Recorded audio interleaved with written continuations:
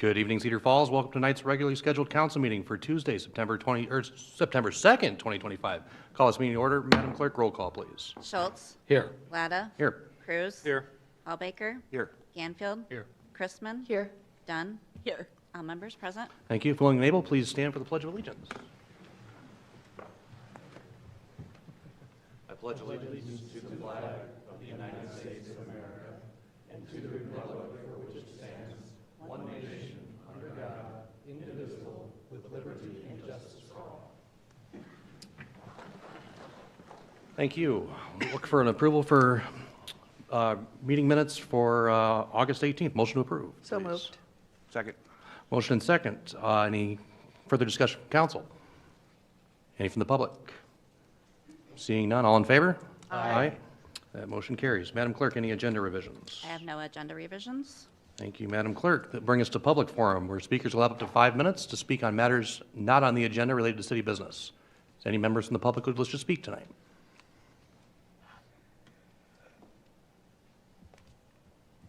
Just name and address for the record, please.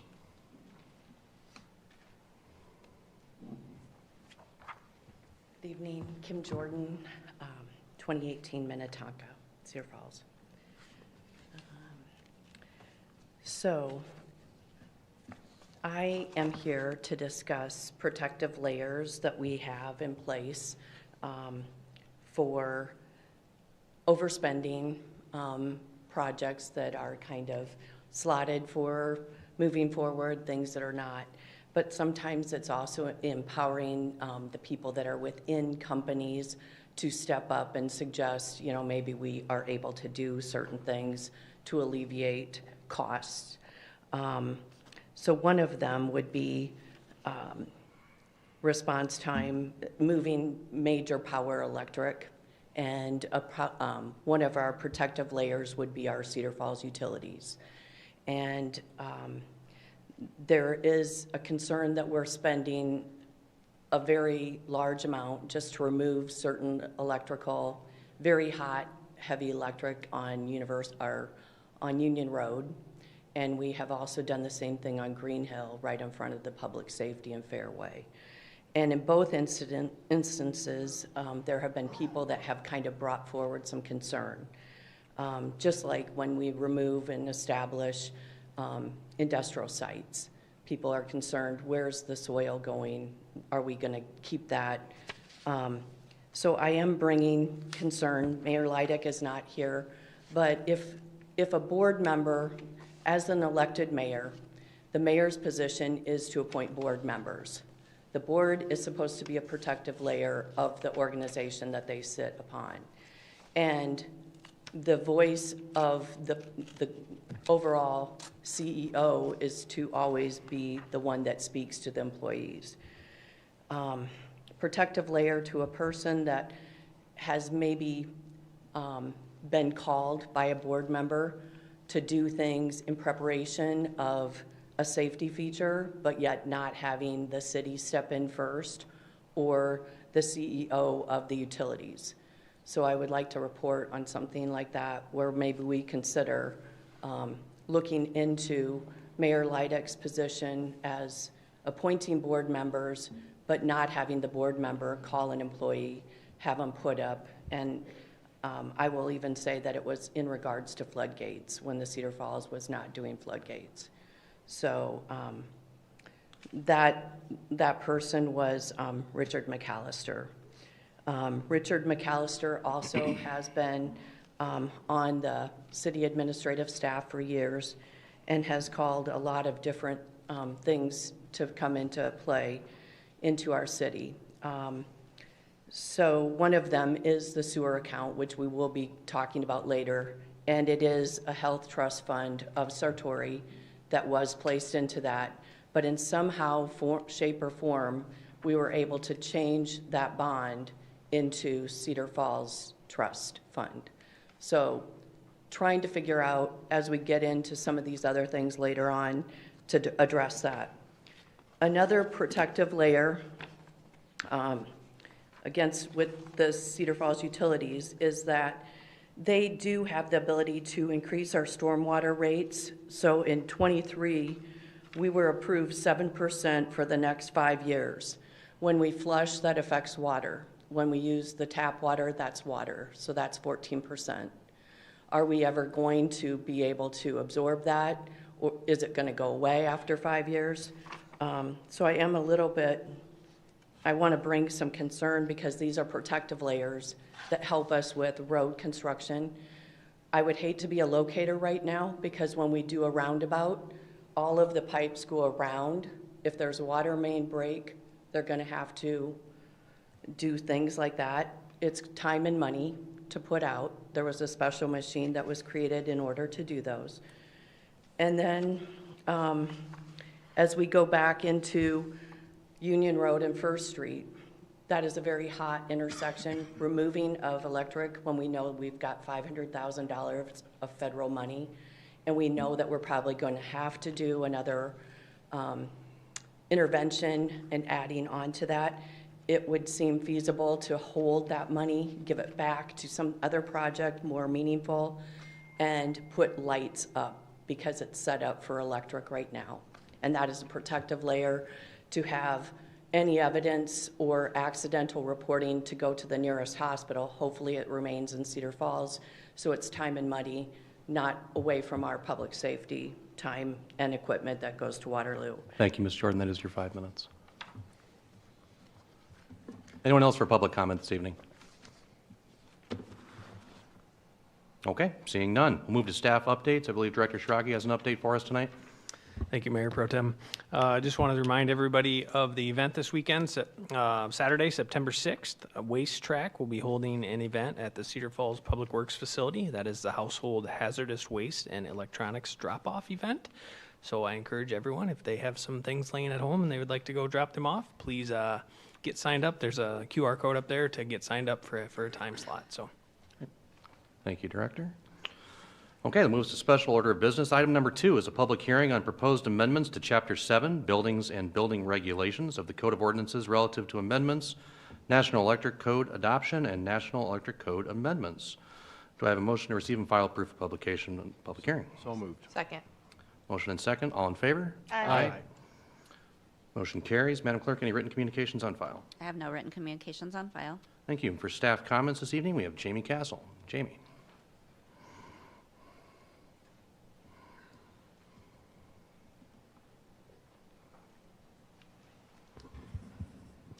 Good evening.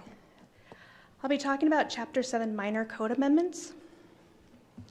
The main amendments include adding a reference back to explain the enforcement actions, add a definition for a sleeping room, relocate the requirements for surface drainage, and adopt the 2023 NEC per the state requirements. I'll review each of these individually to give you more information. I would like to note before I go forward that this does seem like it's a very large amendment, but we had to renumber most of the items because of adding a definition, so it looks a lot more daunting than it really is. So the first item is to add R112.12, municipal infraction. So the 1.9 of the city ordinance references violations of Chapter 7, but Chapter 7 doesn't reference back to 1.9. So this is simply to add that reference back so that we can match the two codes. The second amendment is to add two definitions. The first is bedroom, which is simply C sleeping room, and then sleeping room, which is any room that can be used for sleeping that contains a closet and a lockable door, also referred to as a bedroom. The model code references sleeping room, but does not have a definition for it. Staff currently utilizes how Blackhawk County Assessor approaches bedroom identification, and this would codify our current process.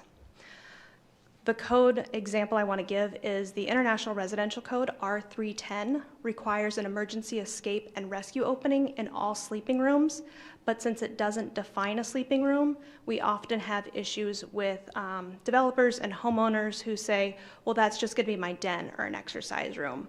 But then the county, when they come back and do a new assessment, they do call it a bedroom. So now when that home is sold, it's referenced as a bedroom, but it doesn't have all the safety protocols. So we want to add this definition to remove that confusion as to whether it needs to have those safety items that a bedroom should have for safe egress. The next one is we'd like to add section 1502, and this is in regards to roof drainage, sump pump discharge. So we're proposing that we put it in Chapter 7, Article 2, the amendments to the building code. Currently, all the same wording is in Chapter 7, Article 5, Division 2, prohibition of discharge of stormwater and groundwater to the city sanitary sewer. Again, we would be enforcing exactly the same, but when we have notices about someone's sump pump discharge being closer than 10 feet from the property line, we do get some questions as to why we're referencing back to the not being allowed to discharge into the sanitary sewer. So this is for clarity, putting it in that building code, which is where we need it. The final one, this is a lot of words. Just wanted to highlight that the only changes to this portion of the code is going from the 2020 NEC to the 2023. It is a state mandate that we adopt the same electrical code across state, and so the state has adopted the 2023 National Electrical Code. And I also would like to go back to the previous slide, and it's kind of small, but when we adopted the 2020 in 2021, we added an amendment that said that we would adopt all future state of Iowa amendments. And so this is already been done by doing that. It's just now codifying that we're referencing the 2023. So you're aware of any changes. The most significant change is regarding electrical outlets in kitchen islands. Previously, you were required to have one. Now they're saying you do not have to have one, but if you do, it needs to be with the pop-up type, which means you push a button and it pops up so there's not an issue of water. Those are more expensive, I'll acknowledge that, but you're not required to have one. So staff would recommend that we adopt these minor amendments because they clarify and codify our current processes, and then it adopts a code that is required by the state. Thank you, and I'd be happy to answer any clarifying questions if you have them. Thank you, Ms. Castle. Before we open up for public comment, any questions for Ms. Castle from council? Mr. Mayor. Go ahead, Darrell. Thank you for the presentation. I have a question on the definition of the sleeping room, though it's extremely simplistic, but my understanding in the International Property Maintenance Code that we have, there's a definition, 70 square feet for one person, 50 feet added for a second person. Minimum width is 7 feet by 10 for 70 feet. Why aren't we referencing that? I guess, why doesn't that incorporate into this? Yep, so we actually have not adopted the property maintenance code. That isn't one of the model codes that we adopted. And so we have our own nuisance ordinance that does not call back to that. There are items within the IRC and IBC that call out the minimum size of a room, and it covers most of what you just said there. Okay. Then the other question I have, you say it contains a closet. I know, and I think back to the first years I was in council, there were some proposed building sites, building projects that had what they called utility rooms, and there was no closet. And to what you just mentioned, they'll argue that's not a bedroom, and then have less parking than would be required if it was considered a bedroom. So I think there needs to be more clarity here. Any room can have a dresser and an armoire and be considered a bedroom rather quickly. So there's a problem here that I see that's going to be a loophole to have minimal parking for certain projects. So we need to address that. Yeah, and I think the way that we're proposing it is how we've been enforcing it, but I'd be happy to have any input the council might have if you have a different direction you'd recommend. Well, Mr. Cruz, let's wait till we go back to council discussion. Let's just keep it to questions for her right now. Any other questions from council? Mr. Mayor, just a very quick clarification. I mean, any room that can be used for sleeping that contains a closet, i.e. a linen closet in someone's living room, and their home locks with the exterior door, is their living room now a sleeping room? So the living room, we're talking about the individual room has a locking door. So yes, the door to the house locks, but a living room would be wide open to the other spaces. So we're talking about an individual room that can be separated from the rest of the space. Right, well received, but this doesn't say that. So when somebody gets nitty-gritty and says, well, it's any room that can be used for sleeping that has a lockable door, it's not saying as distinct from the general space of the house. So I don't know that this is restrictive enough if we want to say that's what it means to be a bedroom. And to Councilmember Cruz's point, to me, I don't know that this means that some of these older 3-bedroom homes have any bedrooms in them because they don't have a closet attached within that lockable room. Is that your assessment, that if it's a bedroom that's using an armoire, that still counts as a sleeping room? So I'm going to use rentals as an example because that's where we see the most of the conversations regarding bedrooms. Typically, we have seen either a permanent armoire or a closet has been built into the room. The rental code does require every sleeping room have a closet, and so that's where we're basing this off of. And I guess I'm stating the obvious, though, that there could be homes that exist that don't qualify as. There could be, correct. Okay. Okay. Thank you, Mr. Canfield. Other questions from council? Okay, seeing none, we'll open up for public comment on this item. Just name and address, please. Hello, Bob Manning, 2908 West 3rd Street here in Cedar Falls. The electrical code last presented 3 years ago or thereabouts included a statement that said it had to have an EV, electrical vehicle outlet, in the garage in any new construction. And the Des Moines Home Builders Association fought that tooth and nail, and I'm pleased to say that that's not in this code that we're looking at tonight. Certainly, some people should have the option to put in an EV outlet if they find that that's helpful, but not mandatory. And I think all of us agree that we don't like mandatory type things that have some option to the owners and stuff. So, thank you. Thank you, Mr. Manning. Other public comments? Name and address, please. Craig Fairbanks, 405 Spruce Hills Drive, Cedar Falls. I just want to address a few items that we've talked about over the years that increase the cost of home ownership, or ways to reduce the cost of home ownership. There's several things that are in the code that have been stricken from the code, and I guess I'd like to find out why, because there's state code and there's international code, but one is the wood foundations, and it's significantly a pretty good process, and it's been proven over time, and I wonder why we exclude that. And there's a big need for one-level homes that don't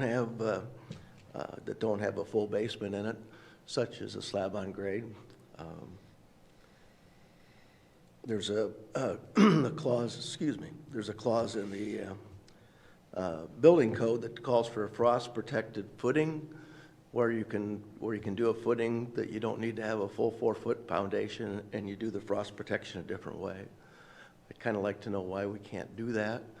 And then the third thing, the third thing is addressing the sump pump issue, and I don't have any objections to it except on a walkout home, which seems to be very desirable. Oftentimes there's a rear yard to discharge, or there's a creek behind it to discharge it into without taking it from your basement, pumping it all the way uphill to the street, goes into the storm sewer, comes right back to the same creek. In most of the communities, that's allowable, and it just seems it's not something that we really need to have. I understand the discharge into the neighbors. That's been an issue everywhere, so that's not a big deal. But I'd just like to know what the thought process is and why they're always eliminated. Thanks. Thank you, Mr. Fairbanks. Any other public comments on this item?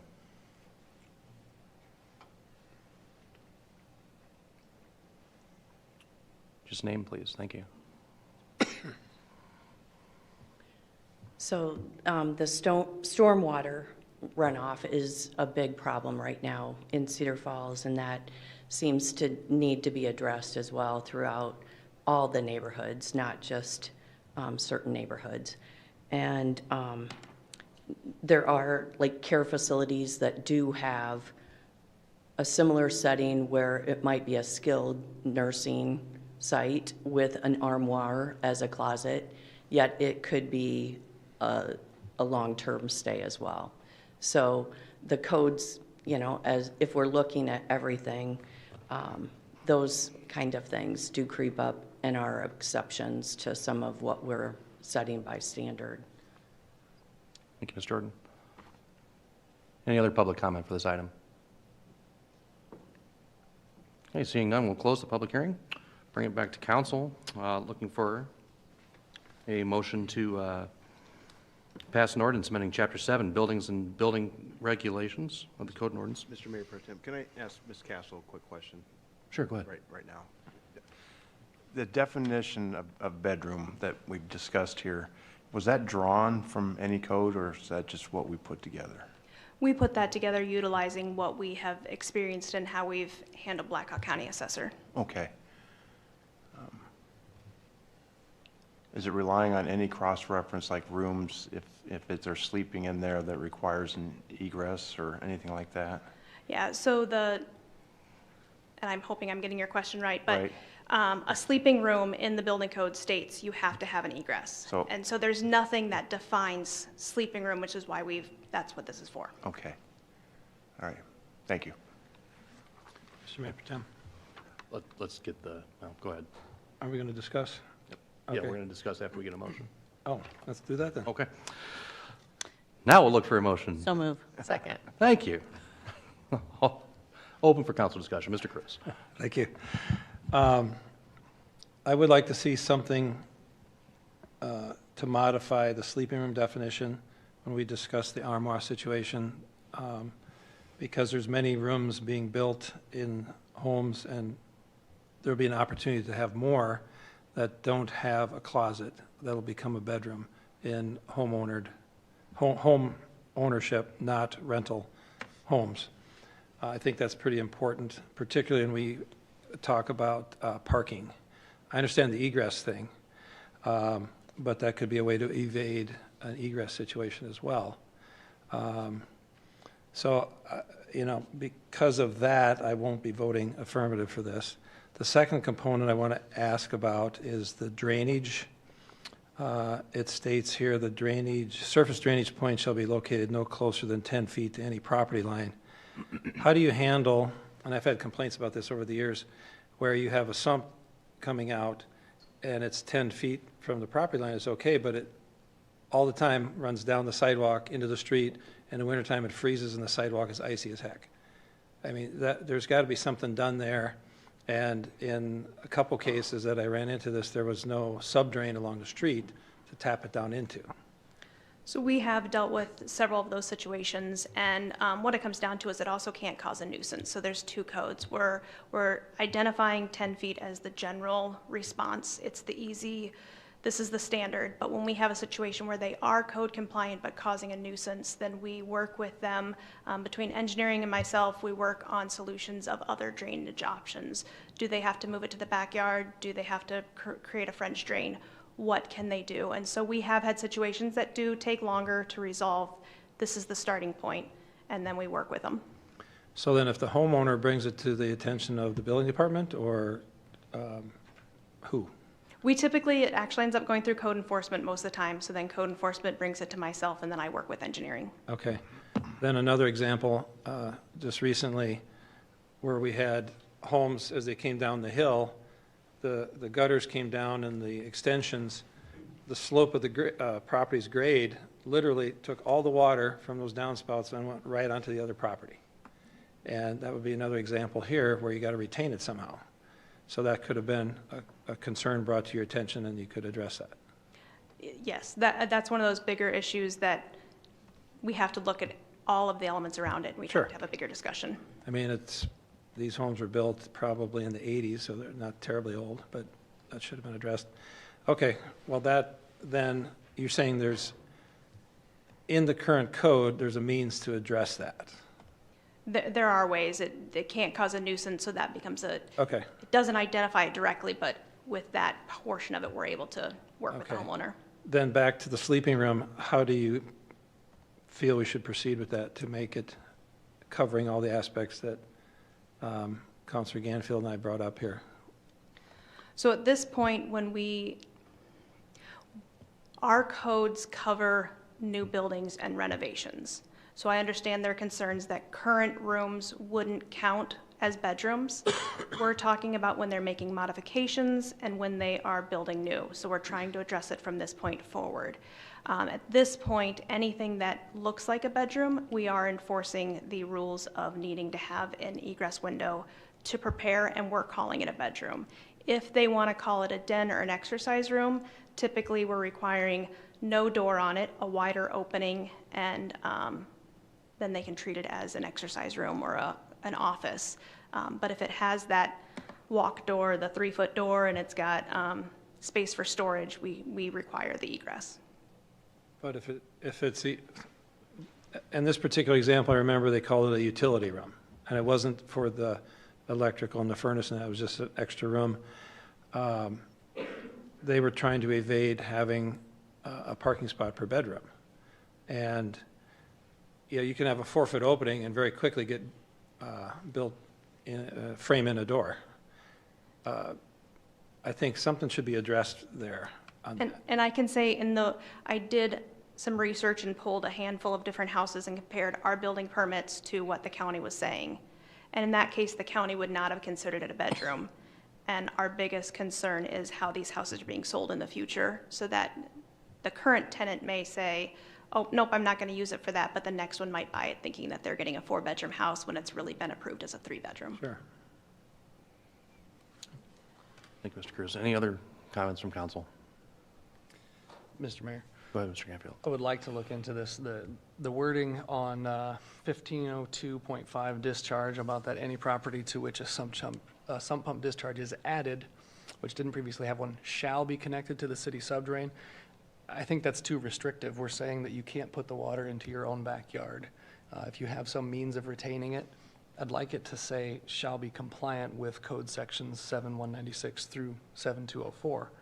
So I guess I don't want to amend on the fly without Attorney Rogers kind of giving a nod on it, but I'd like to see that amendment that any property to which a sump pump discharge is added or any existing sump pumps or sump pump replacements must comply with code ordinances section 7196 through 7204, which would remove the shall be connected to the city subdrain. I'll look It to still makes them If compliant. that's a motion, I'll second it. I'll look to Attorney Rogers. Do we need to have a motion to amend? Yes, that would be appropriate at this stage of the proceedings, to amend to include what was mentioned by Councilmember Yanfield. Yeah, Thank you, sir. absolutely. And we have a motion and a second for that amendment. Did we have that captured? I hope. Okay, I believe open there's for- 2 sections. Correct me if I'm wrong, Jamie. We can open for discussion on the amendment. Yeah. Go ahead, Ms. Castle. It is on 401.3 as well. So in both of those sections, if I can make that friendly amendment to the motion. Sure. Basically, it's just saying we're not going to force you. We still disallow you to connect to the sanitary because that's the big problem. But we don't want to force people with 12 acres or half an acre to connect all the way to the front yard through their right of way and force this extra construction. If they can discharge to their own backyard and retain and allow it to run off in their own soil, that's best for our community. And I'm open to other ideas on that. I just think it's better Mayor to Pro allow the Tem. surface to run off where it Mr. landed. Cruz. Another component to support the motion here from Mr. Ganfield, if you can avoid a mechanical device in your house that could fail in a storm event and have gravity drain the water from your footing tile out the backyard, downspouts out the backyard, if the grade is appropriate for that, which many are, I think that'd be very preferential. You don't want to depend on electric being on all the time. It could fail, and then your sump pump won't work when you've got a hillside behind your house. So I think it's really appropriate to incorporate this into the code. So if, Attorney Rogers, do you feel you need more clarity in the language, or do you want to, what's the word, postpone to? Council's well aware of how I feel about making code amendments on the fly. So I'll repeat that admonition. But it's your meeting, it's your code, so go for it if you like. Well- But usually, my process is make the language understandable, and then make sure it agrees with all 1,700 other pages in the code to make sure we don't do something that we didn't intend to do. Right. So I'm not prepared to address it now, but it's, like I said, if council wishes to make the amendment, the good part is this is a first reading. Right. So if you approve the amendment, you approved it as amended first reading. Right, and Mr. Mayor? Go ahead, go. I was going to continue on potential postponement because I still have questions running around about the definition of a bedroom. It certainly looks like your one sentence seems like it's clear, but the points have been brought up. There's maybe some different opinions of what people see in that definition. Is it a living room with a linen closet and the front door's locked, or because there's certainly easement? Ms. Castle, you said, what did you use as a reference point for the definition? And are you familiar with what other definitions could you choose from? So we utilized, like I said, how we've been moving forward and how we've talked to the assessor's office and when they've defined it as a bedroom. And they have always looked at, does it have a closet and does it have its own individual lockable door? And so that's where this definition came from. I did research other jurisdictions and not many have taken on the sleeping room definition. I find it very interesting that the building code references sleeping rooms in its requirements, but then never defines it. And so because of the questions we've had and the concerns we've had for the safety of especially children in some of these rooms, is why we decided to take on the sleeping room question. Mr. Mayor? Go ahead. I wonder if there's a possibility to incorporate something about that being the only egress, that single lockable door being the only egress to that sleeping room could accommodate then, if there's a separate, doorway into the kitchen, that's not a sleeping room because it's the only egress is the lockable door to that room. So maybe a postponement and revision of that would be necessary. To the other amendment while you're there, Ms. Castle, if we can, with the intention behind new sump pumps being required to hook up to the city subdrain, just to basically say you're not allowed to hook them to the sanitary. Is that the intention behind that addition section, or is this copied from somewhere too? That is pulled from that sanitary sewer disconnect. And so we took that whole section and I would have to get some research on why it was written that way. It was before my time.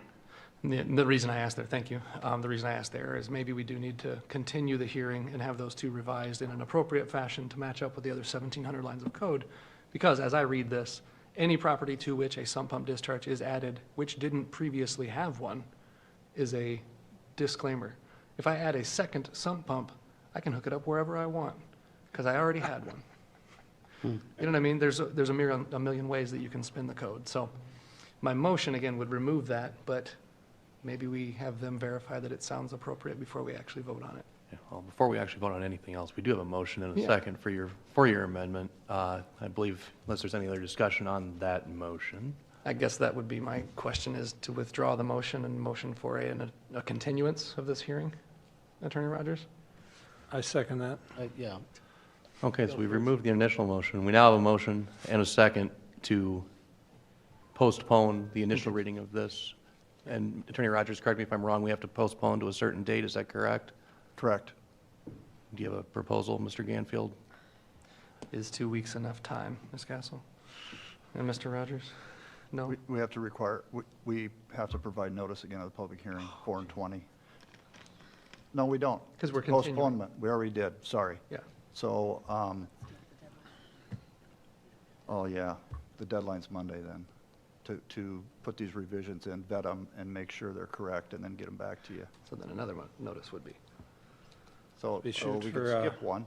So we'd October, be looking at October October the 6th. 6th right now, Mr. Ganfield. I'm halfway tempted to roll the dice on the original amendment, but that doesn't accommodate for the sleeping rooms. So well, I want to get your guys' perspective on it. I don't think I should be the only one speaking on it. I think. Mr. We have Mayor, a motion and a second, so let's open up for discussion now on postponement. Mr. Cruz? while we discuss the merits of the sump pump discharge and how we do so, I'd also like to suggest to incorporate some of the language that's in the International Property Maintenance Code that addresses bedrooms, that we can cut and paste into our code. It's already there. It's well-defined. It's got height requirements I could go into, and so on, that would take away the difficulty of drafting code. It's already there. And my understanding was back in, I think it was 2014, when we had the rental task force of some sort, I thought we adopted parts of the International Property Maintenance Code, but it was maybe discussed but never adopted. Discussed but not adopted. It was brought up as a tool to reference, and I know the task force looked at it. We had copies that we reviewed, and ultimately nothing was adopted from it. Right, because there was an extensive discussion about occupancy that's defined in there by square footage and so on. Okay, but I'd like to incorporate the bedroom revamp language in this as well. Mr. Mayor, or Pro Tem, Go ahead. point of order. Aren't we right now in a motion for? We have a motion and a second to Okay. postpone. Can I call that question so we can move on that? Attorney Rogers. Just one. Okay. Right before you make that motion, I want to make darn sure we're Yeah. square on process. We closed the public hearing. We did. Let's reopen it before we postpone it. Okay. We're going to reopen the public hearing on this matter before we postpone it. Thank you, sir. I think I'm asking if we can call the question to vote on whether or not, I'd like to call the question. Okay, we have Okay. a motion to call the question. Do we have a second? So moved. Motion and seconded. No debate. Sorry? No debate. No debate. Call the question. Correct. We need to vote.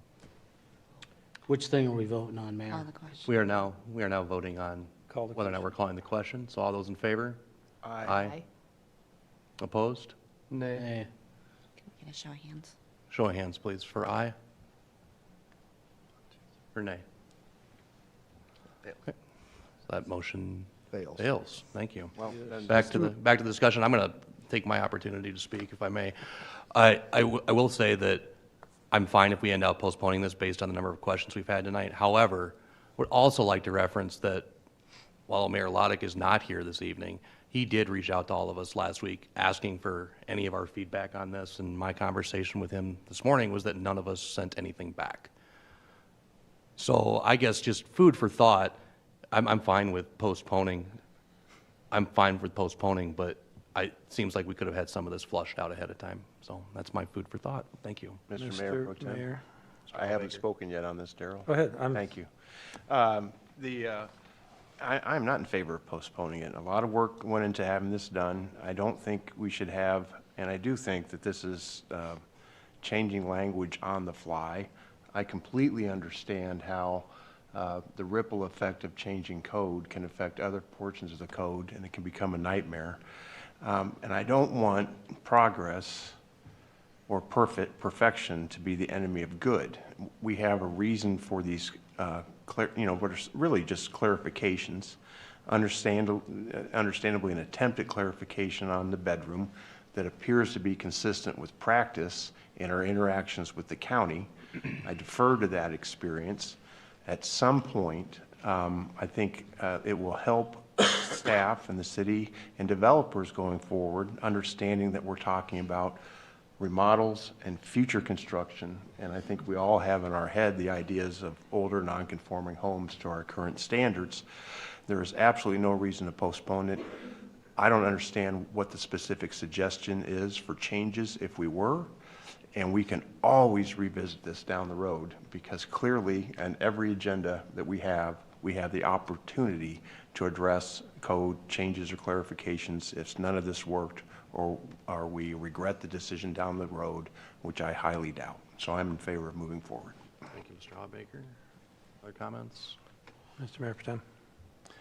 To your point about Mayor Loddick reaching out, I did not have a discussion with him on any of this. So for that point, I think we have some very specific, if I want to call them fixes or amendments that we could do here. The gravity drain of the sump, or instead of a sump, very specific, very easy to fix.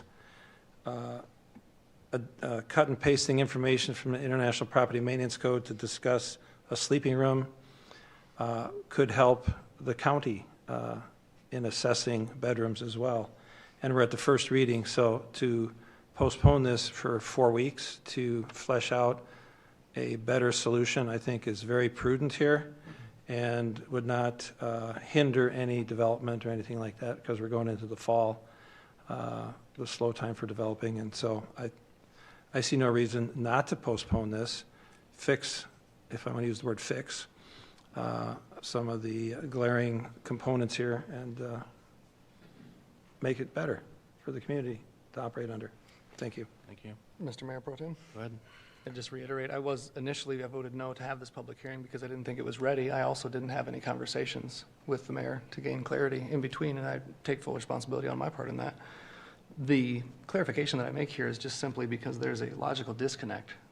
I understand that, best can be the enemy of the good when we're trying to get it perfect, but this is one that is clear deficiency in that line alone that needs to be shored up before we put this into law. And I fully, without any disrespect intended, I disagree that we can always massage it in place.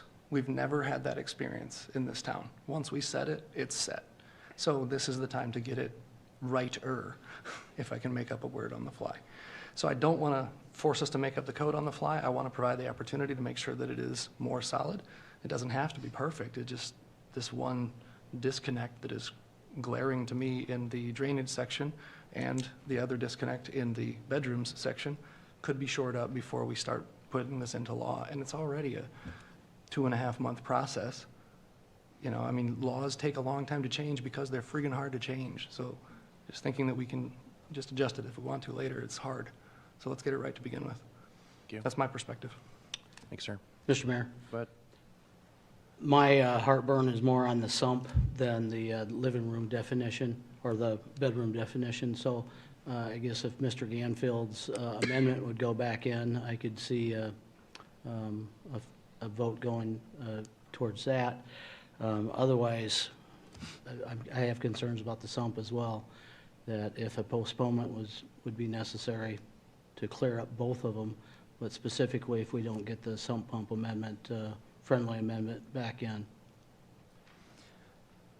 And I think I withdrew that one because I would like to defer to do it with a thorough analysis instead of just doing it on the fly. I appreciate that caution, and I would heed that caution. Even if it would get it passed tonight, I think it's best to have that review.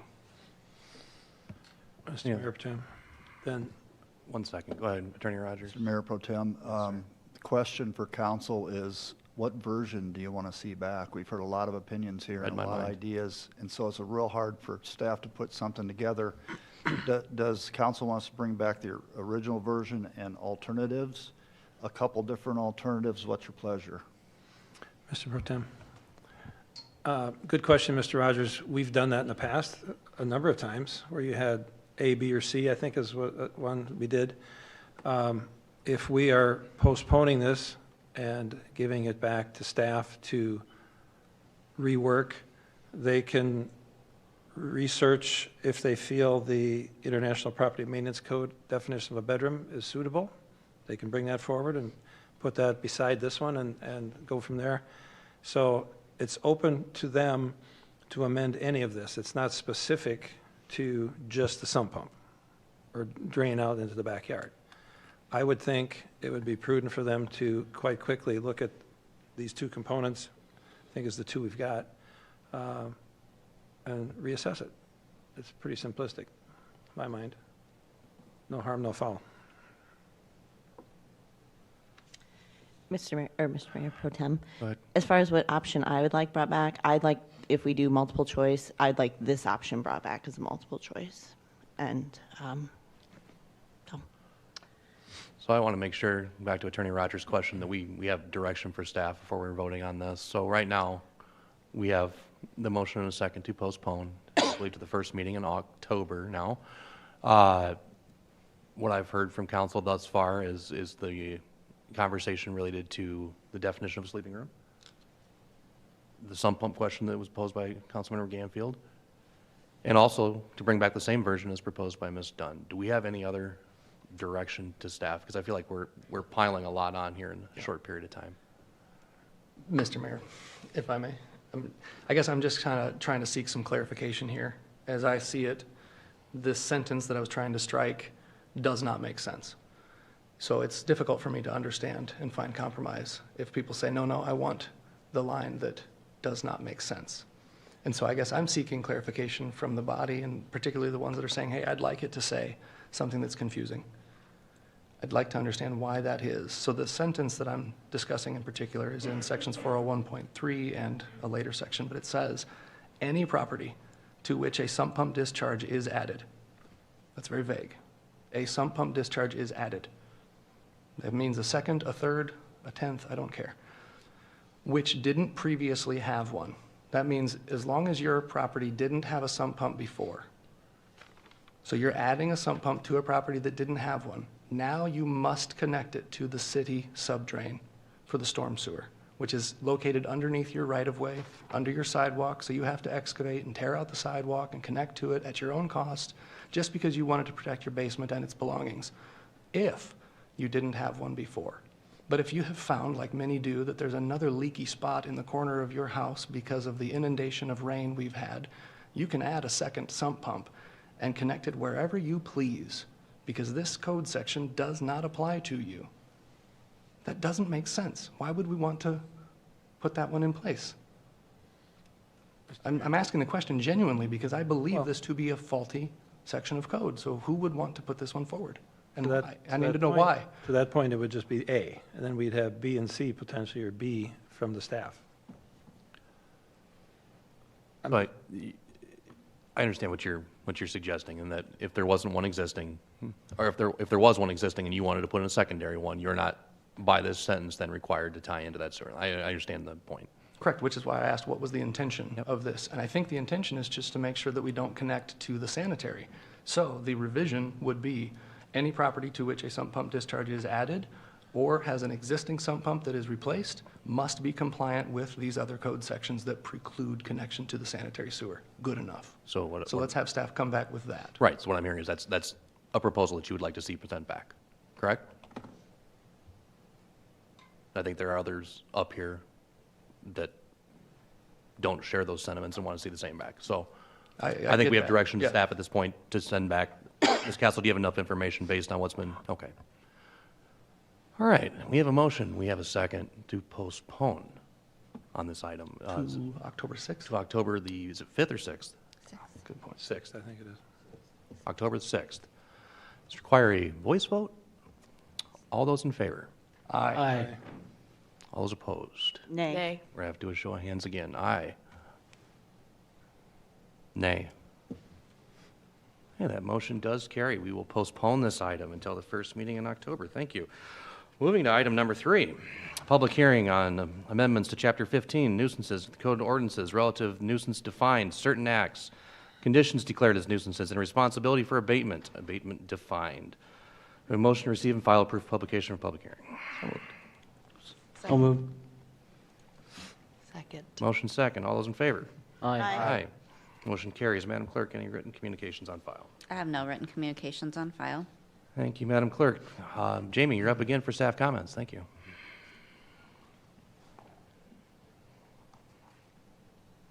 Just 1 second, hold on.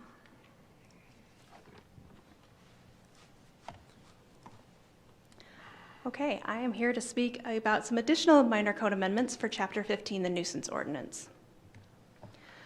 The amendments include correcting some codification errors, more clearly define nuisances, and reorganize several sections to ensure they are placed in the correct subsections.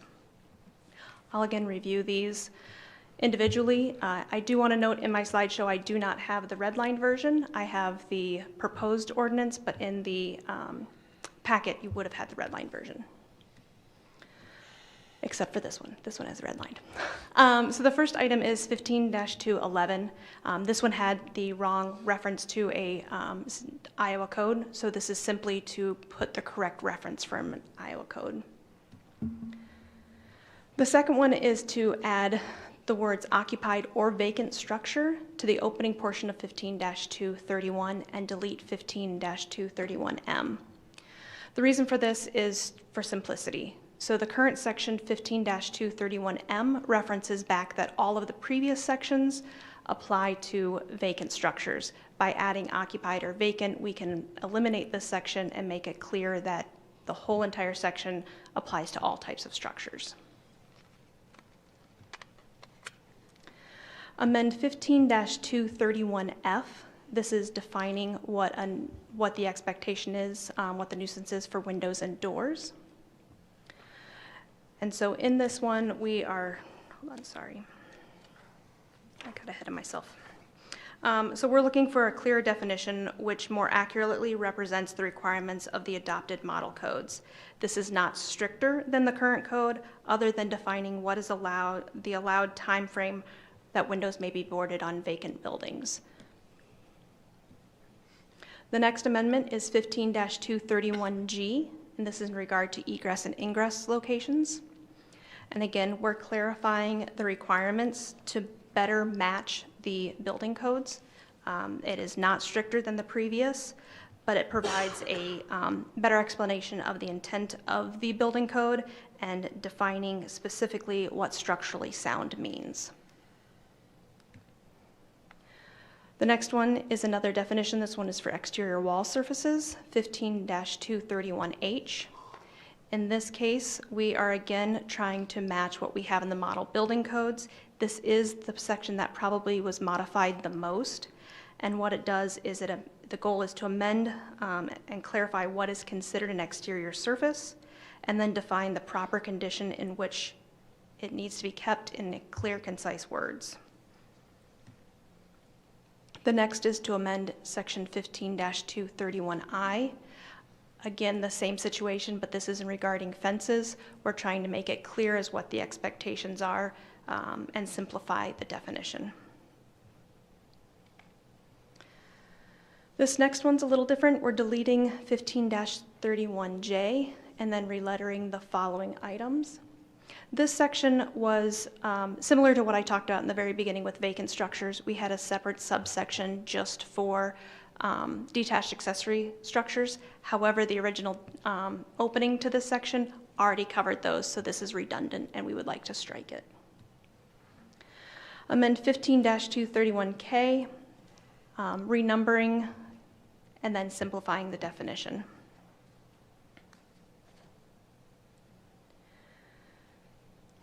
This section was 15-231L. We'd like to relocate it to 15-4. This section was within the definitions defining what the nuisance is and what the expectation is, but it's truly about the abatement process. And so we want to relocate it exactly the same as it was written previously into the abatement section of the ordinance. This is probably the biggest change that we have regarding enforcement. So this one is regarding camping on private property. Currently, it states that you can camp for 30 days.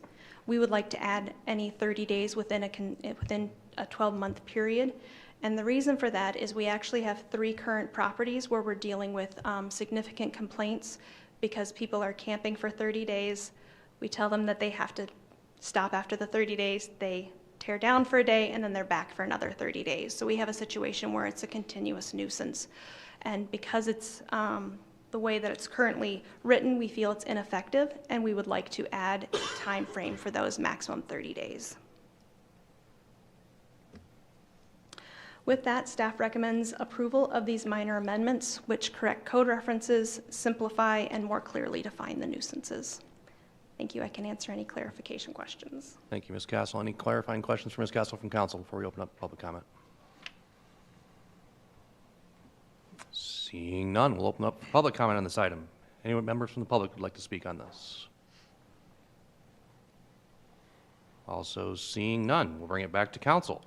Looking for a motion to pass an ordinance amending Chapter 15 nuisances of the Code of Ordinances relative to nuisance defined, certain acts, conditions declared as nuisances, and responsibility for abatement defined upon its first consideration. Do I have a motion to approve? So moved. Second. Motion and second. Open up for council discussion. Mr. Mayor Pro Tem. Mr. Cruz. Thank you.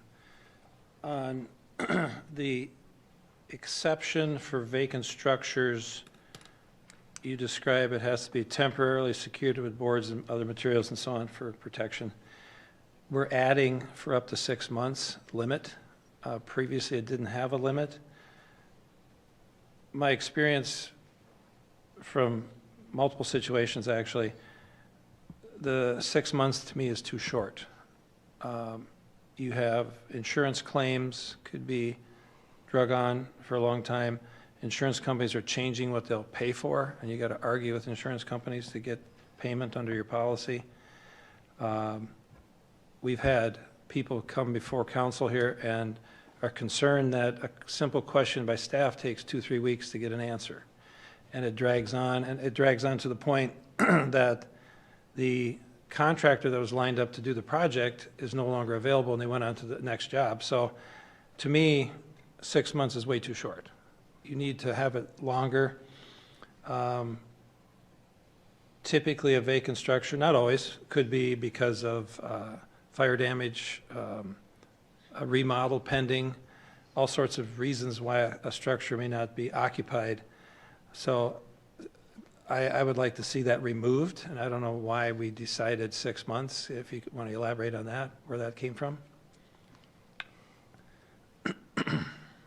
The 6 months was added for those structures that there's been no attention to. So we have some that are boarded and they stay boarded for a very long time.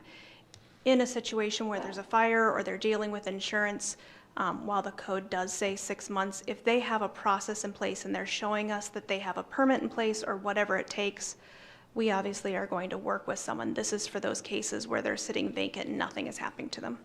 So a collaborative effort between staff and the homeowner. Correct. Thank you.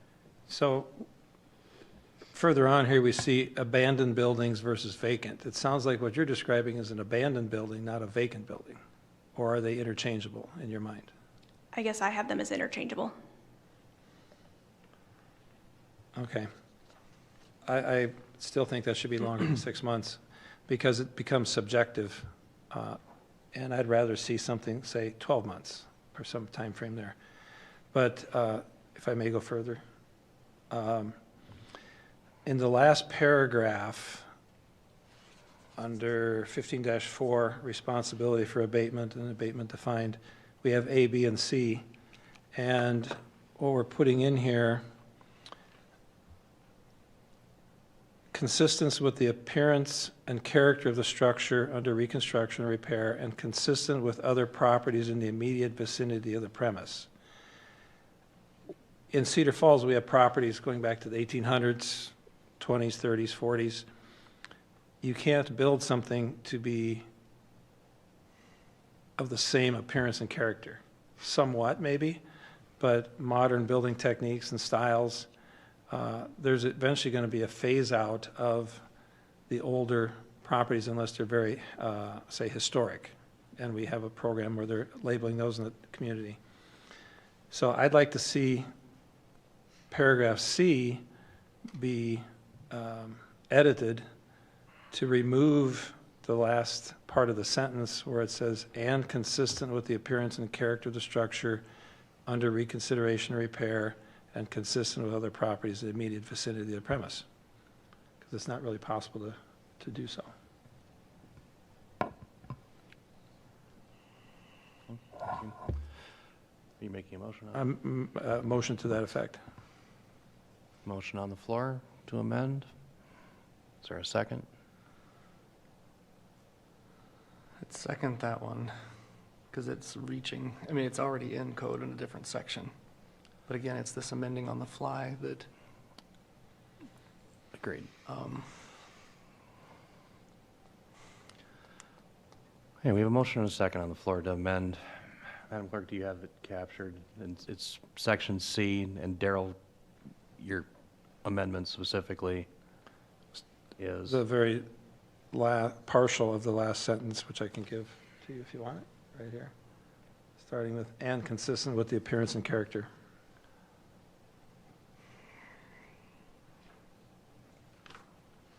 Okay, we have a motion and a second to amend section C. Any other discussion on the motion on the floor? Mr. Mayor Go Pro ahead. Tem, I take that as pretty wide open. When you say consistent, I take that as a kind of a wide open term. So I don't see that it's like, whatever term you want to use, but I don't see like a big stronghold as, and actually later in the thing tonight, we have it's not exactly the same thing, but we have an item on the agenda where a roof isn't matching the exact, what's on the house now up in the College Hill area. And, you know, we have to determine whether or not we're going to give that exception. So I think the key for me here is I don't see the stronghold. And I also see, even tonight, that there is a working, if needed, in situations. You know, it can come before us for exceptions and things like that. So I'm not, that's what's in my mind, and I am not in favor of the amendment. Thank you. Other discussion from council? Okay, seeing none, we have a motion and a second. Requires a voice vote for that. All those in favor? Aye. Opposed? Nay. That motion does not carry. Brings us back to the original motion. Looking for a motion to pass an ordinance amending Chapter 15, nuisances of the Code and Ordinances relative to nuisance defined, certain acts, conditions declared as nuisances, and a responsibility for abatement defined upon its first consideration. So move. Second. Motion and seconded. Any other discussion? Seeing none, requires a roll call vote, please.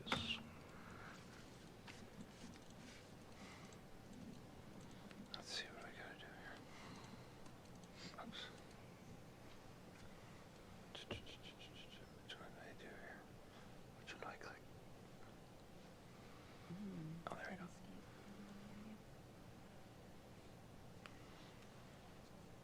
Six voting aye, one voting nay, Mr. Mayor. Thank you. That motion carries. Moves us to item number 4, public hearing on a proposed amendments to chapters 17 and 23 of the Code of Ordinances that incorporate portions of the Iowa Code, in particular Iowa Code sections 321-20B, 321A-21, 321.12, and 321.445, and 321.446. Do I have a motion to receive and file proof of publication? So move. Motion and second. All those in favor? Aye. Motion carries. Madam Clerk, any written communications on file? I have no written communications on file. Thank you very much. For staff comments, I believe we have Attorney Rogers. Floor is yours, sir. Thank you, Mayor Pro Tem, Council. Sorry about all the 321s and all that stuff. Also, if you're expecting a nice slideshow that we've had the previous two, you're going to be sorely disappointed. As you know, I provided these ordinance changes in advance, so I hope Council's had a chance to go over them. I did want to go over a few things for the benefit of the public. The public hearing is required because we're incorporating portions of the Iowa Code, which we're doing in terms of insurance requirement, muffler, seatbelt requirements by reference. That's how we have to have the public hearing. But the meat of the matter, what people are here for, is the ordinance itself when we're incorporating use of UTVs on city streets. And the idea here is that our ordinance will be changed to apply citywide, and then if neighborhoods wish to allow UTVs on streets, there'll just be a resolution designating those streets. And those streets will be subject to the ordinance, so we don't have to do it every time. So that's the idea behind the codification. In terms of specifics, this is a little bit unusual too, and it came from council as a council initiative. And I just wanted to express my appreciation to Councilmember Schultz and for his input, the North Cedar Neighborhood Association representative. I think there's some folks here from there. Really helped formulate this together. Councilmember Hawbaker was involved too a little bit. Appreciate that input. So for specifics, we're talking about some changes in regard to UTV use. First of all, in section 17-200, UTVs would not otherwise be allowed in a park, golf course, or other public lands, but it seemed logical if a UTV is going right by them on the street, they ought to be able to at least use the streets, the roads inside and park there. That's the effect of the changes to section 17-200.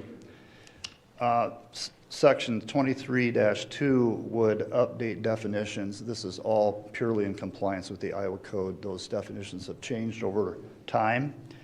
These proposals would incorporate state code definitions of UTVs and update the ATV definition. There's 3 types, but basically what is proposed here is all types of UTVs would be allowed. The other section has to do with 23-154. There are certain exceptions, like for ag use, owners along their roads to use ATVs. That's allowed by state law. It made sense to also give the same consideration to UTVs. So then it'd be ATVs, UTVs treated the same way. That's that change. And then the final one is sort of the main focus is section 23-154A, which has to do with the operation of UTVs on designated streets. Denny's got it up for me. Thanks, Denny. I'll go through these one by one. Basically, this incorporates Iowa law on the subject matter, or it incorporates Iowa law as it applies to other vehicles on the road. So it's consistent across the board. It talks about what I mentioned before, designating streets. This is an add. This isn't any state law requirement, but it seems logical that UTVs operating on a designated street could stop at all businesses and residents adjacent to those streets. Next is operation on a street will include the public alley that connects that street. Next one is designated operation on designated streets must be 18 years of age and possess a valid driver's license. That's state law. Also, a person is not to operate on a designated street unless there's proof of insurance. There's a couple of those 321 references we're here for. That's also state law, obviously. It must be registered with the Iowa DNR, also state law. Also, it should have the following equipment: 2 headlights, 2 tail lamps, able to be lit. It bars, light bars, spotlights, or other decorative lights, which actually that one was taken from another city that has adopted this one compared to our size. The brakes sufficient to hold the UTV, turn signal lamps, a muffler. There's another 321 reference for you. A horn, a rear-facing mirror, and IDOT rated tires, also a requirement of state law. Also seat belts, which must be worn, including with the kids. And then this is also state law, a slow-moving vehicle sign displayed as required by Iowa law. A couple other factors here that were added is they shall be operated at a speed no greater than 35 miles an hour or less if the speed limit of the designated street is less than that. Again, the safety belts or harnesses in compliance with Iowa law. The number of passengers shall not exceed the number of factory installed seats in the UTV. And this was an ad taken from another city as well.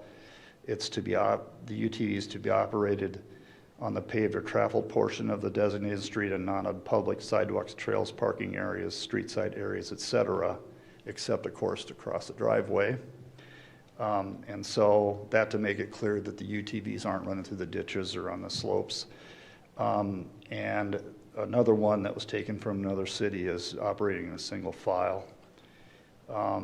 Otherwise, UTV operators are to comply with the rules of the road like other vehicles on the streets. And violation of any of these ordinance provisions would be a simple misdemeanor. That's my presentation. Any questions for me? Thank you, Mr. Rogers. Questions? I have a question. On the requirement to be 18 years old, can't a person at 16 drive without an adult? State law. State law. State law says that? Yes, for UTVs. So that's separated out specific. Separate out, and we can't do anything about it. We have to comply with Okay. it. Just curious, because Other questions for Mr. Rogers? Is that because kids under 18 don't have good judgment? Sure. I should add, Mayor Pro Tem, that this is a first reading of the ordinance. if council approves, and I talked about designated streets, we know there's some folks wishing to designate some streets, and those will, I heard anyway, and those will be coming along on the last reading of the ordinance. So that the ordinance will be in effect, followed right after that with the resolution approving designation. There is a current one in South Cedar Falls with the Western Home. They'll want to re-up, and I've heard the North Cedar folks do as well. Other questions for Mr. Rogers? One other thing pops in my mind, Mr. Mayor. Single file, I think of motorcycling, often side by side, 2, maybe even 3. But they must not, that's not state, that's not state law. Borrowed from a city. Borrowed from another city. You can see, some of those are pretty big outfits. True. And side by side would be problematic. At least some folks in other cities have thought they have been, not single file. I don't know what the residents feel about that, if that's not a big deal. Thumbs up. Okay, they voted. Okay, thank you, Mr. Rogers. We'll open up for public comment on this item, please. Just name and address for the record, please.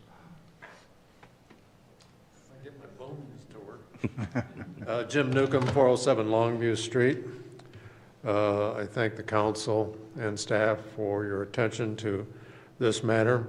I serve as the current president of the North Cedar Neighborhood Association, and I want to let the council know that we've had this as an agenda item at probably 3 or 4 months meetings in the past. It was discussed by our board of directors as well as an agenda item for our general meeting. And we have never had an objection to this variance raised at any of our meetings. I've not had anyone come to me personally and raise an objection to this variance. So it's all good as far as we're concerned. Thank you. Thank you, sir. Anyone else for public comment on this item? Seeing none, we'll close the public hearing, bring it back to council to look for a motion to pass an ordinance amending Chapter 17 of the Code of Ordinances relative to traffic regulations and Chapter 23 of the Code of Ordinances relative to definitions of all-terrain vehicles and off-road utility vehicles, street or highway operation, and operation of off-road utility vehicles, UTVs, on designated streets upon its first consideration. So moved. Motion approved. Second. Motion and seconded. Any other further discussion from council? Mr. Mayor, I just want to go on record and say this is how ordinance changes should happen. The people say, well, this is what we'd like to do, and the exploratory learning was done, and the conversation that was had amongst everybody to find a good solution to the point where Mr. Newcomb comes and says, it's all good. This is wonderful. This is great. I would echo those sentiments. Had an opportunity to meet with Mr. Easton as related to this, as I believe several others of us up here did as well. So appreciate the engagement from the North Cedar Association on this and spelling it out for us very clearly. So thank you. Okay. You have a motion and a second. Requires a roll call vote, please.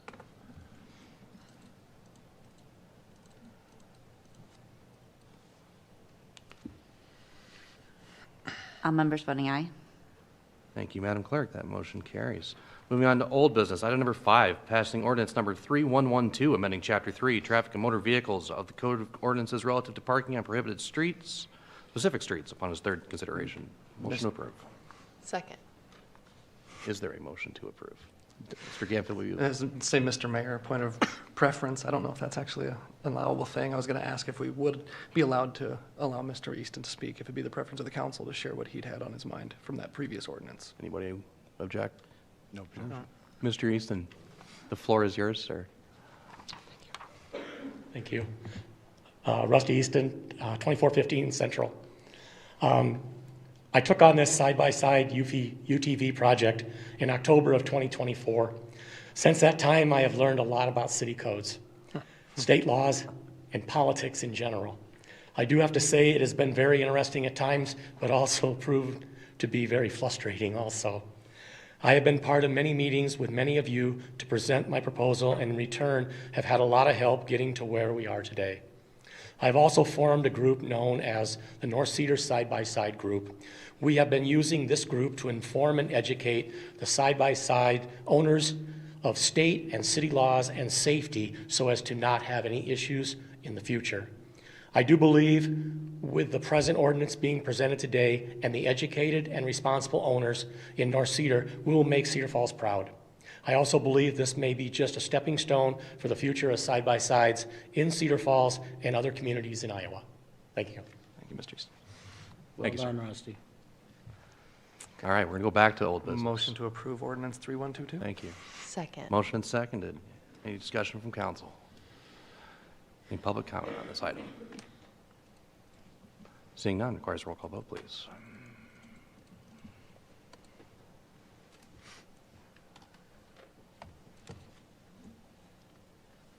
Aaron? Oh, I'm sorry. All members voting aye, Mr. Mayor. Thank you, Madam Clerk. That motion carries. It moves us to the consent calendar, where the following items will be acted upon by voice vote in a single motion without separate discussion unless someone from the council or public would request for an item removed separately. Any requests from council for items numbers 6 through 8? Very many. And any from the public? Seeing none, I'll take a motion to approve for items 6 through 8, please. So moved. Second. Motion and seconded. Any further discussion? Seeing none, all those in favor? Aye. Any opposed? That carries. Moves us to the resolution calendar, where the following items will be acted upon by a roll call vote on a single motion without separate discussion unless someone from the council or public requests that a specific item be pulled separately. Are there any such items requested from council for items number 9 through 24, please? I'm going to go ahead and pull number 10. Any others from council? Seeing none, any from the public?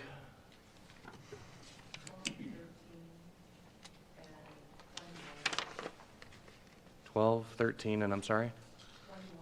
12, 13, and 21? And 23. And 23. Any others from the public? Seeing none, I'll look for a motion to approve items on the resolution calendar minus numbers 10, 12, 13, 21, and 23, please. So moved. Second. Second. Motion and seconded. Any further discussion? Seeing none, requires a roll call vote, please.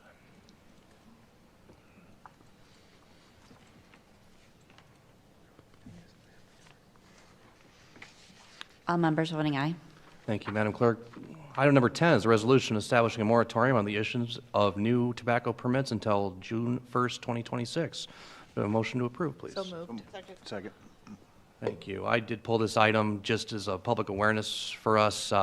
This is proposing a 9-month moratorium on issuance of new tobacco permits with an aim that at the end of this 9 months, we're going to come back with a proposal focused on location and proximities to schools, among other items. But I've had several members of the public that have emailed me in relation to this item, so I wanted to make sure that that was clearly understood.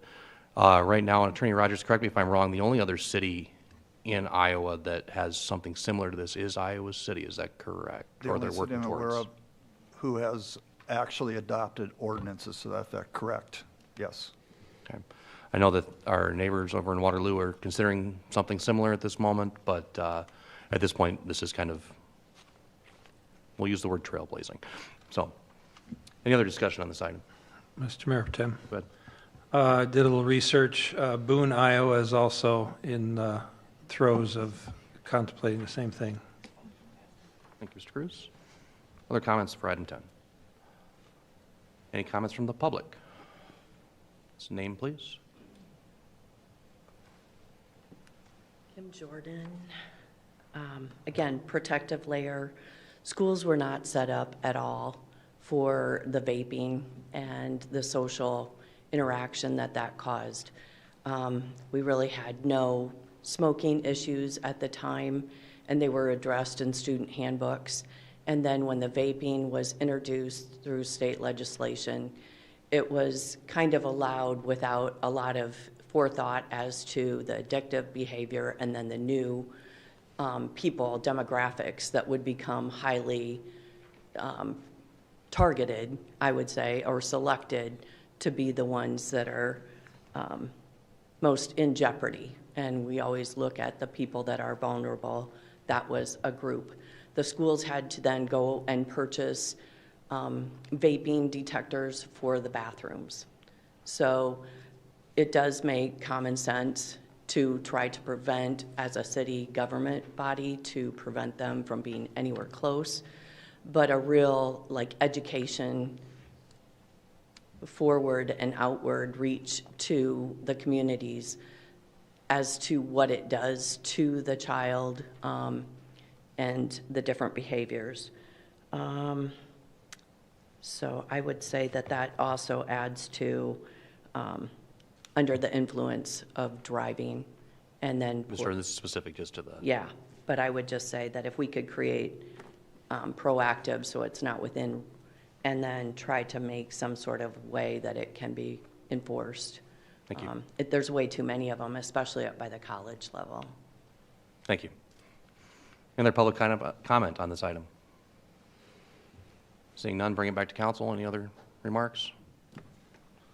I guess the only remark I would have, Mayor Pro Tem, is that, yeah, we've seen some notes, and I've gotten comments from people, well, the access is still there to go to the next one.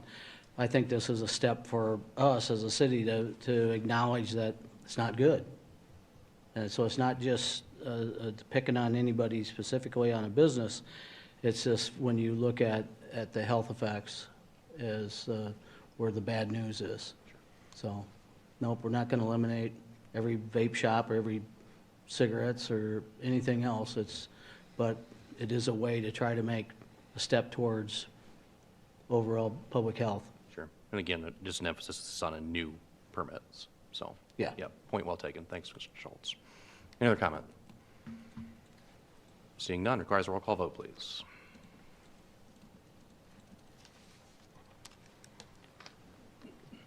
All members voting aye, Mr. Mayor. Thank you, Madam Clerk. That motion carries. Item number 12, resolution approving and authorizing execution of a participation agreement involving Purdue and Sackler family relative to a national opioid settlement. Is there a motion to approve? So moved. Second. Motion and second. I think that was pulled by Ms. Jordan. Yeah, just clarity as to why we're adding this, if it's something for the pharmaceuticals, or if it's for Western Home, or if it's tied in with the number 10. Not sure why, or if it's an employee human resource for insurance. No, this is just national funding that's being provided by the federal government. Okay, and so this impacts the community how? Not sure if member staff would like to make a remark. I know my anecdotal thoughts, but I'll keep those to myself. So this is, I believe, the third set of settlements related to the national opioid crisis. And these two under consideration this evening, one is Purdue and the Sackler family, which some view as sort of the kingpin. That's their words, not mine. And also some other, I'd call them remote manufacturers, a group of them, and settlement is being reached, and the distribution of the proceeds of the settlement literally depends upon the level of participation of communities.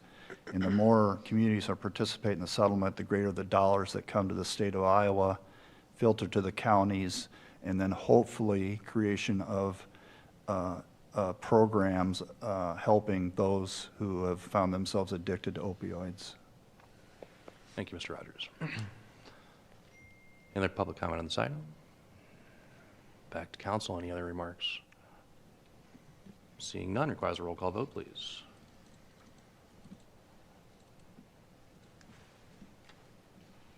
All members voting aye. Thank you, Madam Clerk. That motion carries. Item 13, resolution approving and authorizing execution of a participation agreement involving Alvogen, Amneal, Apotex, Hikma, Endeavor, Milan, Sun, and Zydus, perhaps, relative to a national opioid settlement. Is motion to approve? So moved. Second.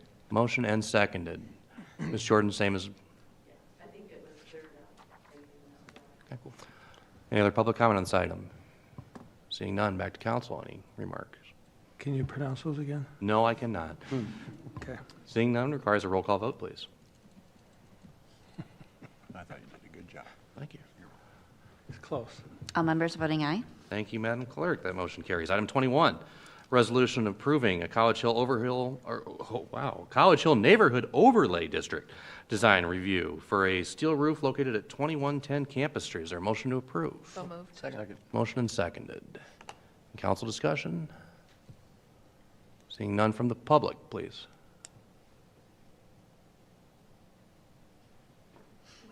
Can you come to the, Do we do discussion first within the council, and then it's opened up to the public? Because I had a question on that too when we were going through the special order of business. Usually there's staff comments and then there's public. Not on this, sorry. not for the Okay. consent calendar? All right. So with the steel roof, there is an excessive amount of water that is moved off of those square footages. This, I did take a look at the packet, and the square foot of this building alone is quite substantial. Water runoff is going to be a concern, although also the downtown historic district overlay kind of sets precedents. Mr. Jordan, and then let's keep it specific to this item, please. we do kind of, Council Member Dunn kind of opened or alluded to that a little bit earlier too, about how the integrity between one area and then another. So I'm just kind of playing off of that because it minimizes the integrity of the unit, of the whole, and then how it's also sending water potentially to a retaining area on the yard, but aesthetically it's changing. And then one thing that I have noticed is sometimes reception is horrible in the basement.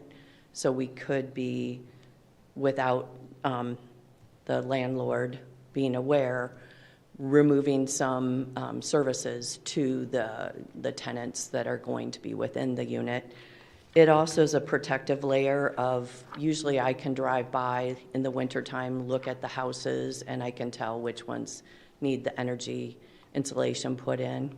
And this may be allowing some landlords to not do the updates for insulation, and it would not be as visible as when the burn off is very quick after snowfall and the heat is rising and we're seeing shingles when we should see inches of snow. So concerns to that, especially in that area, and council has made TIF districts, so it's specific to that area, and it does kind of, I think a lot of what we're deciding, this is setting a precedence. Thank you. Thank you, Ms. Jordan. Any other public comment on this item? Seeing none, bring it back to council. Any closing remarks for 21? Mr. Ms. Mayor Dunn. Pro Tem, this is, I just want to clarify, this is only applying to this one property, and it's exception for this one property. So Correct. that's the item that's on the agenda. It's not setting the precedence for the whole, other than if there's a request for exception, which that's already the precedence. So just to clarify, it's not for the whole neighborhood. No, Ms. Jordan, public comments closed on this item. Thank you. Ms. Jordan, thank you. Any other comments, council? I think just for edification, Mr. Mayor, if I may, thank you. I think there's no added runoff. The roof structure is already impervious material, so it's going to be the same amount of water.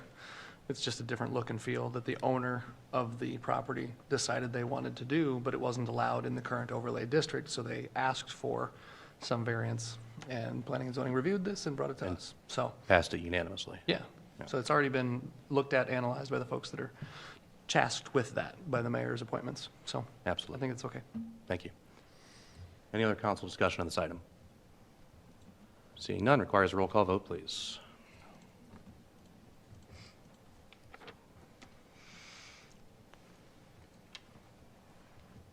All members voting aye. Thank you, Madam Clerk. That motion carries. Item 23, resolution approving and authorizing a form of interim loan and disbursement agreement with the Iowa Finance Authority and authorizing and providing for the issuance and securing the payment of $11 million sewer revenue capital loan notes anticipation project note Series 2025, and providing for a method of payment of said note. Is there a motion to approve? So moved. Second. Motion and seconded. Any council discussion for this? I believe this was pulled by the public. Any comments from the public on this item?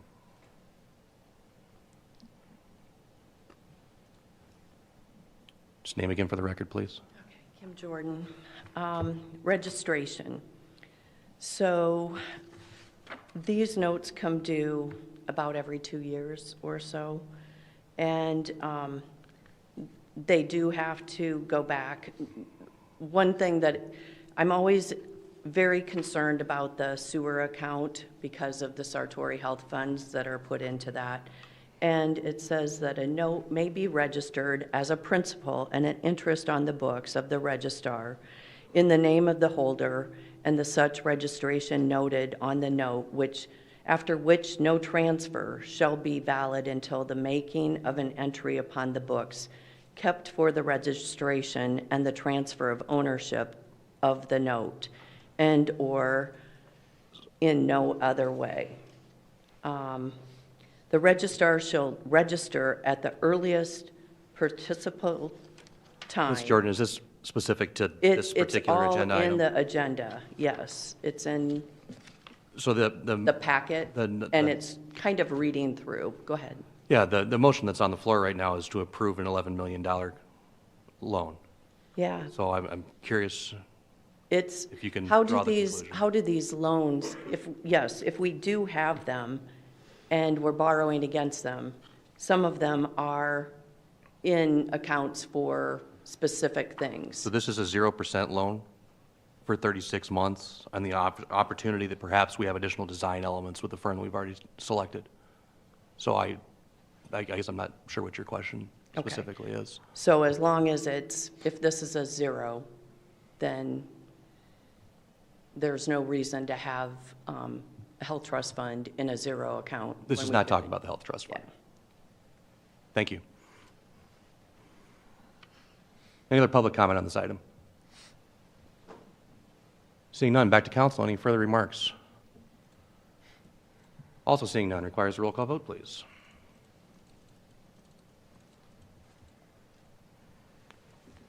All members voting aye. Thank you, Madam Clerk. That motion carries. Moves us to bills and claims. Is there a motion to approve bills and claims for September 2nd, 2025? Second. Motion and second. Any council discussion? Any from the public? Seeing none, requires a roll call vote, please.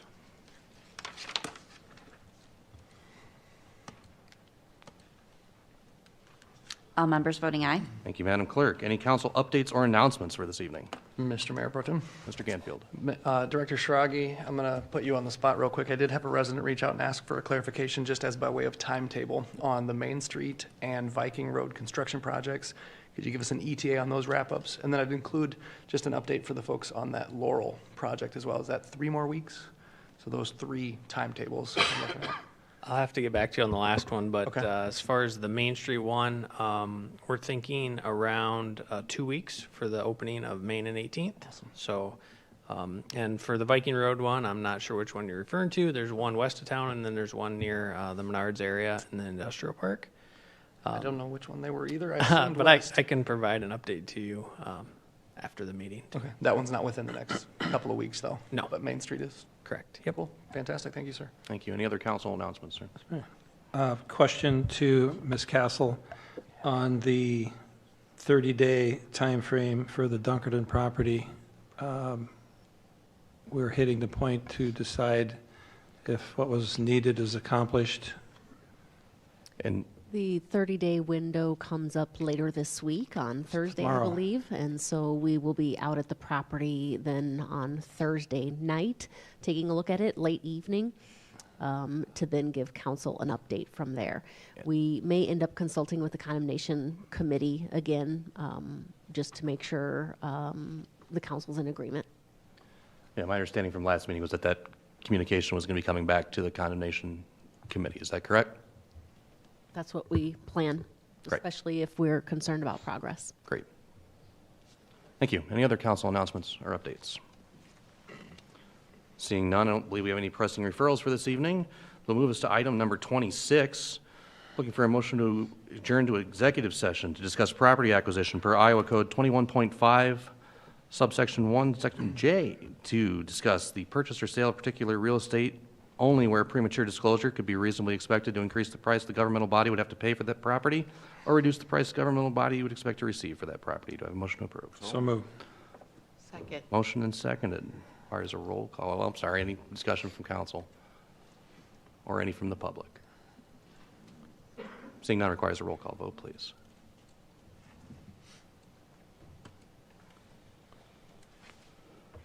All members voting aye. Thank you. We'll now be adjourning to an executive session. Just for those of you that are in the room or watching online, this will conclude the regular business of this meeting tonight. We will come back into the room simply to adjourn, but no further action will be taken this evening. Thank you for your time this evening, and have a good night.